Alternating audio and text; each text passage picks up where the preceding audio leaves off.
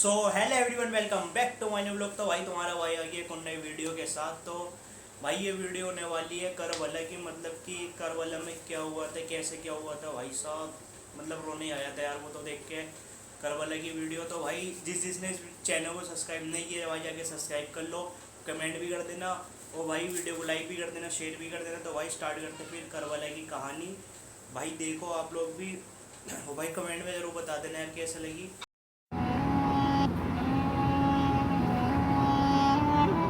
दोस्तों, वाक़या करबला मानव इतिहास का एक ऐसा वाक़या है जो मज़लूम को जालिम के ख़िलाफ़ आवाज़ उठाने के लिए प्रेरित करता रहेगा। मुहर्रम का महीना इस्लामिक कैलेंडर का पहला महीना है। आमतौर पर लोग नए साल की खुशियाँ मनाते हैं, लेकिन ये महीना इतिहास के एक ऐसे सच्चे किस्से को अपने अंदर समेटे हुए है जिसको याद करके आज भी लोग अपनी आंखों के आंसुओं को नहीं रोक पाते। क्या आपको पता है, आज से तकरीबन 1400 साल पहले इस्लामिक दुनिया में ऐसा क्या हुआ था जिसकी वजह से दुनिया के करोड़ों लोग आज भी गमज़दा नजर आते हैं। ये महीना इस्लाम के इतिहास का वो महीना है जिसने इस मजहब को शुरू होते ही ख़त्म होने से बचा लिया, जिसने इस्लाम के इंसानियत वाले एंगल को दुनिया के सामने लाकर रख दिया। आज हम आपको इस्लामी इतिहास के उस चैप्टर से रूबरू कराने वाले हैं जिसको हम करबला के नाम से जानते हैं। करबला के वाक़ये का असल बैकग्राउंड क्या है, आइए आपको डिटेल में समझाते हैं। दोस्तों, किसी भी कहानी के अंत को समझने से पहले ये पता होना बेहद ज़रूरी होता है कि असल में उस कहानी की शुरुआत कहाँ से हुई थी। इस्लाम की कहानी करबला तक कैसे पहुंची, इसकी भी एक लंबी दास्तान है।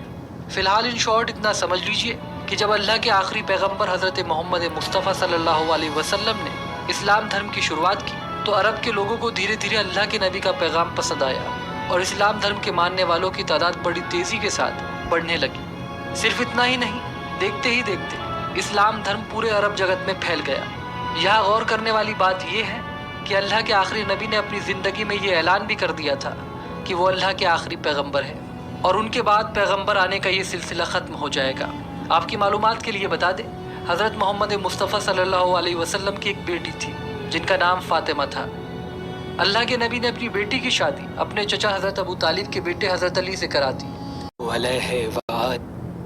अल्लाह के रसूल हज़रत मोहम्मद मुस्तफ़ा सल्लल्लाहु अलैहि वसल्लम बार बार इमाम हुसैन को बुलंद करके दुनिया को ये बताते थे कि ये हुसैन मुझसे है और मैं इस हुसैन से। ऐ लोगो, अगर इस हुसैन पे कोई मुश्किल वक्त आ जाए और ये तुमसे मदद तलब करे तो इसका साथ देना, क्योंकि ये जन्नत के जवानों का सरदार है, मेरा खून है, मेरी औलाद है। लेकिन अफसोस, अभी रसूलुल्लाह की रहलत को थोड़ा वक्त ही गुजरा था कि करबला के मैदान में एक तरफ 9 लाख का मजमा था तो दूसरी तरफ वो हुसैन जिसको अल्लाह के रसूल अपने कंधों पे सवार करते थे। इमाम हुसैन अलैहिस्सलाम अपने नाना की उम्मत से बार बार कहते रहे कि क्यों मेरा रास्ता रोका है। ऐ लोगो, पहचानो, मैं तुम्हारे नबी का नवासा हूँ। क्यों 3 दिन से मेरे बच्चों को प्यासा रखा है, क्यों मेरे अजीज व अकारिब को शहीद किया है। बताओ, क्या मैंने रसूलुल्लाह की शरीयत में तरामीम की है, किसी इंसान का हक खाया है, किसी इंसान पे जुल्म किया है। इतने में फौजे यजीद एक आवाज में कहने लगी, ऐ हुसैन, हम सब तुझे तेरे बाबा अली के बुग़्ज़ में कत्ल कर रहे हैं ताकि यजीद हमारी झोलियां दौलत से भर दे। इमाम हुसैन ने फरमाया, ऐ लोगो, आज जिस इस्लाम का अलम तुम्हारे हाथों में बुलंद है, ये अलम मेरे बाबा अली ने बुलंद किया। मत भूलना, खैबर और खंदक में अगर अली ना होते तो इस्लाम की फतह नामुमकिन थी। वो अली जिसने पूरी जिंदगी इस्लाम की तबलीग की, हक को बुलंद किया, रसूलुल्लाह की हिफाजत की, आज उस अली को ही अजर दे रहे हो। ऐ लोगो, बताओ, अल्लाह के रसूल ने बार बार मेरे बाबा अली का हाथ बुलंद करके फरमाया था कि जहाँ हक होगा वहाँ अली होगा, जहाँ अली होगा वहाँ हक होगा, और आज उस अली और औलाद रसूल को ये अजर दे रहे हो। इतने में यजीद की फौज के सिपह सालारों ने देखा कि कहीं फौज में बगावत ना हो जाए। ऐ शिम्र, क्या देख रहे हो, हमला करो। बस लाखों की फौज ने जब रसूलुल्लाह के नवासे पे हमला किया, इमाम हुसैन अलैहिस्सलाम ने अल्लाह का नाम लिया और जुल्फ़िकार को नियाम से निकाला। तारीख गवाह है, एक तरफ लाखों का मजमा और एक तरफ 3 दिन का भूखा प्यासा हुसैन इब्ने अली। زمین پہ اس طرح کی جنگ پہلے کبھی نہیں دیکھی تھی کہ ایک تنہا انسان لاکھوں کے مجمع کو اس طرح سے فنار کر رہا ہے کہ فوجی اشکیا واپس پلٹ کے بھاگنے لگی۔ امام حسین فوج یزید سے مخاطب ہو کے فرماتے ہیں، آؤ 3 دن کے بھوکے کی جنگ دیکھو، 3 دن کے پیاسے کی جنگ دیکھو، رسول کے اس نواسے کی جنگ دیکھو، اس کی جنگ دیکھو جس کا جوان بھائی مارا گیا، جس کے جوان بیٹے کو نظروں کے سامنے قتل کیا گیا، جس نے اپنے ہی ہاتھوں سے اپنے بچے کی قبر بنائی۔ امام حسین شیر کی طرح فوج یزید سے لڑ رہے ہیں، اتنے میں آواز غائب آتی ہے، حسین تیرا اللہ تجھ سے راضی ہوا۔